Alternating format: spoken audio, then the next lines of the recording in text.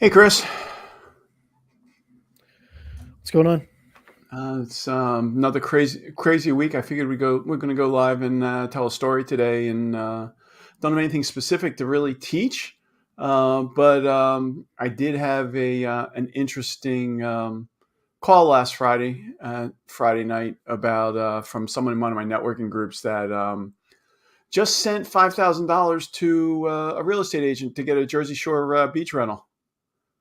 Turns out the rental agent never uses wire transfers though.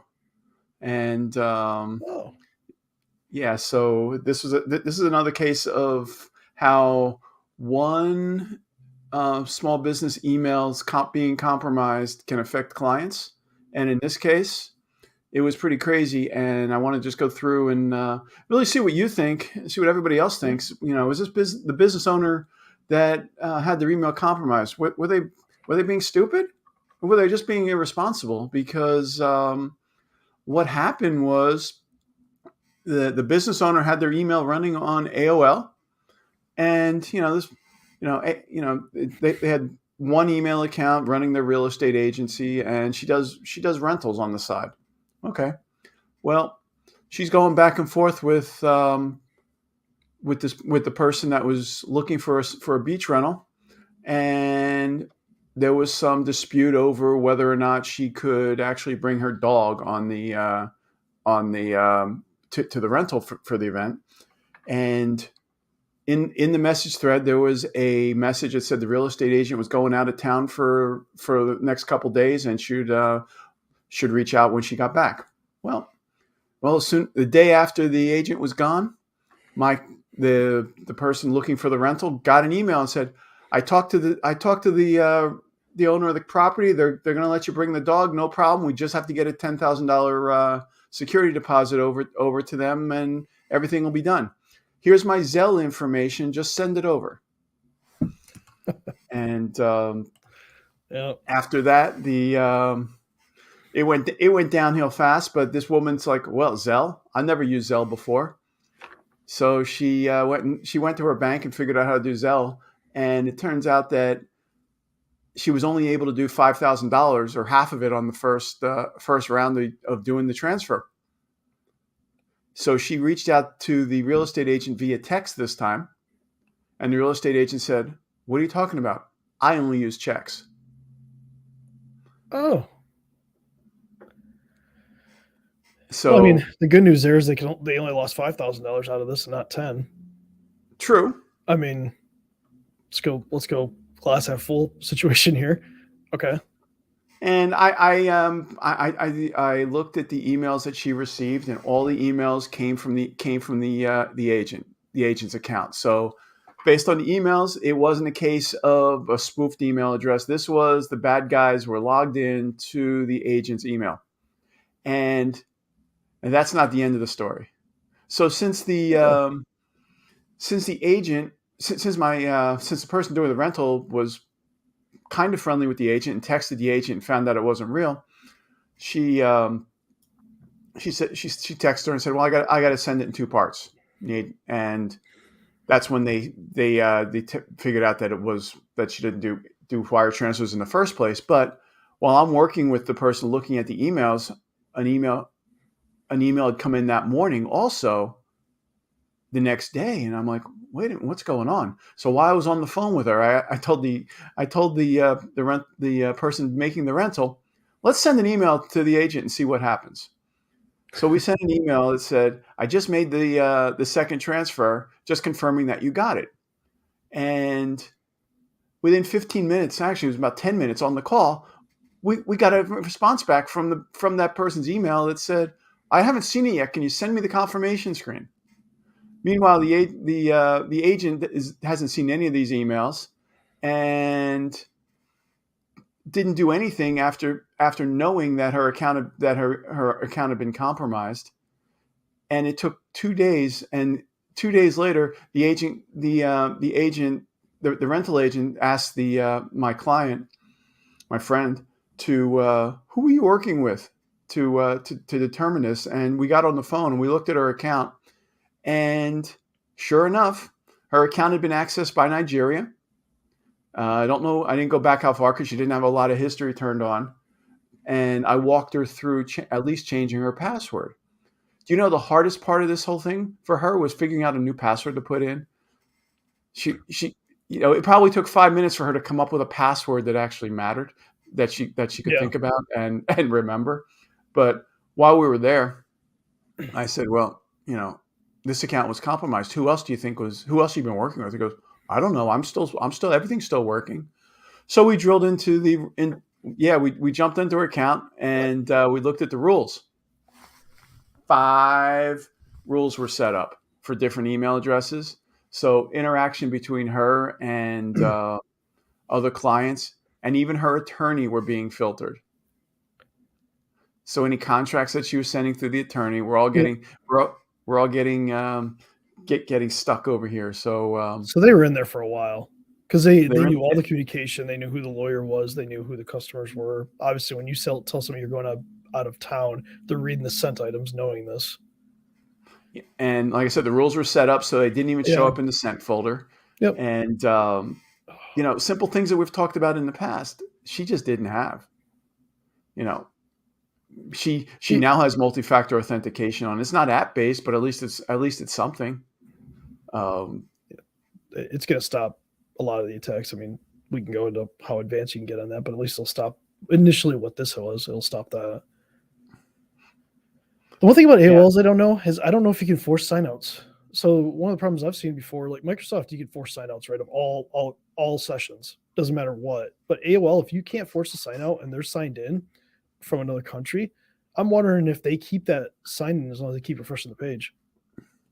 there was actually a link in her in the platform to actually sign out all the sessions. So we did Okay. walk her through. Okay. I did walk her through Well, that. oops. I bring that up only because like if it doesn't have that, a lot of sites are built on making it a better user experience and they'll just leave sessions signed in. Like so even though you change the password, those people are still logged in as long as they keep refreshing, they stay logged in. So that's good that at least AOL has that. Um, we can talk about why AOL is probably not a good business email solution, but or Gmail or Yeah, I some of wasn't. the other I ones. wasn't even gone there with this one because it was a solo that she didn't really care. And the fact Yeah. that she took 2 days to even think about changing her password or having somebody look at the account with her, it Well, was just crazy. and they're not caring about like your email security is one thing, but when you basically have people lose money, that's your reputation. First of all, like if I honestly, if I lost 5K for somebody, one, I'd sue them because that's just going to happen, and two, I try to bury the reputation because clearly in this case she's being negligent. Yeah. She's not doing everything she needs to do. I mean, you can. Some people argue, well, it's not really negligence. Maybe it's being, maybe it's being irresponsible or whatever. But like, come on, you see all these attacks, you know what's happening. Like, I understand that. Okay, multi-factor gets in the way of people being a little slow, but this in this kind case, of. she was told that her email is being used for something and did nothing about it. She's sitting in Florida somewhere. Oh yeah, I'd sue her. I'd, I'd ruin her vacation. I'd file a lawsuit and make her come back. Because I mean, look. Luckily, the person lost 5K, not 10. I mean, let's. Yeah, I mean, that's. But you said there's five total or four other ones outside of this customer. there were 5 total Five total. rules set up on the account. Four So we four don't. four clients and the lawyer. So we don't even know how much money they got. Like nobody really knows. So like how No. like if other people like the other four people got had. Well, that's Right. the other thing. When somebody's in an email account and they're there for a while, Yeah. we've got access to everything you've ever received. So When you saw you really don't know what True. else they've got access to. Well, and you saw 5 rules, so that doesn't mean they didn't delete rules in the past and swindle other people out. We're going to assume not because you'd assume at some point, like maybe this is just when they started to launch their attack because they saw she was going out of town. So it makes it a lot easier to kind of launch that attack because she's not going to be watching her emails as much as she should be. Sure. But I can tag onto this a little bit. Go ahead. Funny story. This is just more just amusing and nothing bad came out of this other than maybe some reputation for an employee. But we had a customer, they refused to do MFA. We're doing a cyber risk assessment for him. and I'm going through and I'm pulling their logs in and stuff like that, just kind of analyze their Office, their Microsoft 365 logs. And I look at this guy and I'm like, huh, this guy's quite the world traveler. He's logging in from Russia, Brazil, 3 spots in the United States, China, Singapore, Japan. Wow, this guy's pretty awesome. And all within like 5 minutes. So I'm like, okay, his email's compromised clearly. So I have my team jump on it. We start looking at it. This dude's email's been compromised for 3 years. The Three thing is, years. 3 years. The guy never. But here's the thing: the guy never uses his email. He works on a machine in the back, so it's not like he uses email. So they got access to like probably the most boring person you could possibly do. So what they did is they sent out spam, and they've sent out 3 waves. They've sent out a wave of spam every single year around this time, and we just caught it on the day they were sending it out. This time though, it was German porn. Oh So no. so this business is sending out German porn to people. And this is not the first time they've been hit on this. The CEO once got hit and started sending out to his contact list, and he was embarrassed. And we told them then, like, we got to put multi-factor authentication in. It's going to stop something like this, or at least minimize the chance it's going to happen. And he's like, no, no, no. But now we're having that conversation. So yeah, it was just no business loss, just kind of like 3 years, because we look in there, we see sent items for 3 years ago, and we're just like, and the guy never said anything was going on weird with his email, never reported it, never said anything, just like pretend like nothing happened. And then Well, it goes worse. He said, oh, I started using personal email for stuff. yeah, I Oh, did a risk assessment for somebody recently that the business, the owner of the senior partner of the law firm could not communicate with their with their biggest client via his company email. It just never showed up, is what he said. wow. And the company that was in there, um, that was supporting them, couldn't figure out why. It, and it was an Was it in-house rule? in-house. Was it rule? It was it. Yeah. I didn't get a chance to get that deep into it, but it definitely had all the indicators of a rule sitting out there somewhere that the existing IT people didn't couldn't find. So when we do these risk assessments, we got to be able to go Yeah. deep, and that's what. And it's crazy. But back to both of those stories. Yeah. What are these business owners really? Um,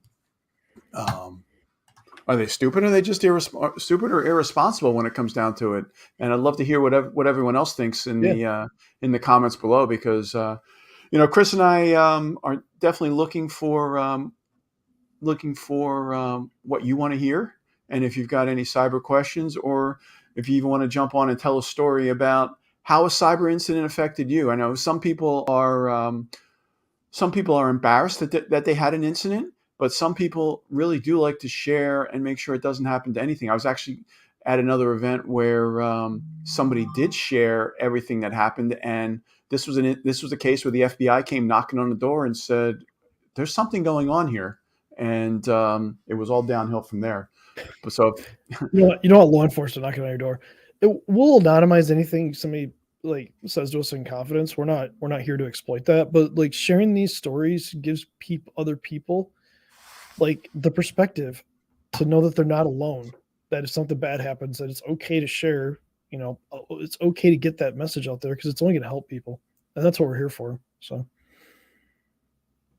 help people, and sometimes we get lucky and we were able to recover help people recover funds, but this time yeah, it wasn't. But like I said, comment below, and that's all I got for this week. And yeah. Happy Memorial Day. All right. actually, it is Yeah. Memorial Day, so watch your Yeah. email on Friday, because um, this is a long weekend is when cyber attacks happen again.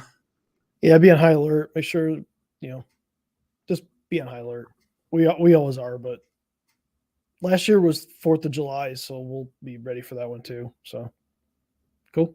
All right.